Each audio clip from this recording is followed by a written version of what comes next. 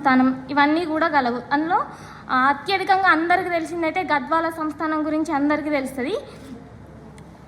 అది సాహిత్యానికి ఎక్కువ కృషి చేసింది అని చెప్పొచ్చు. అలాగే ఈ 14 సంస్థానాల్లో వీరత్వం యొక్క గొప్పతనం తెలిపే సంస్థానం పాపన్నపేట సంస్థానం. ఇది మెదక్ జిల్లాలో ఉంది. దీన్ని మెతుకుసీమ అని కూడా అంటారు. అయితే ఈ పాపన్నపేట సంస్థానంలో ఒక వీరుడు మనకు కనిపిస్తూ ఉంటాడు. ఆయన పేరే సదాశివరెడ్డి. మనకు సర్వాయి పాపన్న గురించి తెలుస్తుంది కానీ సదాశివరెడ్డి కథను మనం ఎక్కువ వినం.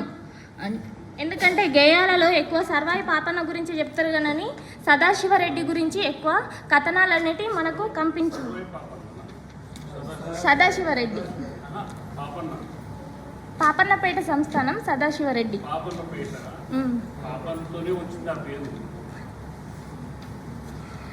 అయితే నా అంశంలో తెలంగాణ చారిత్రక గేయము అని పెట్టుకున్నా.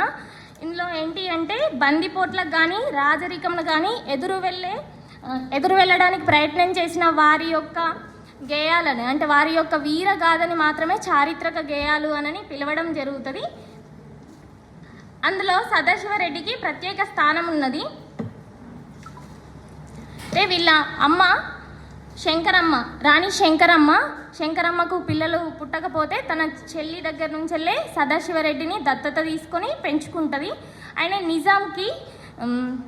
నిజాంకి వ్యతిరేకంగా ఎలా వెళ్ళాడు అనే కథని మనకు సదాశివరెడ్డి చారిత్రక గేయంలో చెప్పబడుతుంది.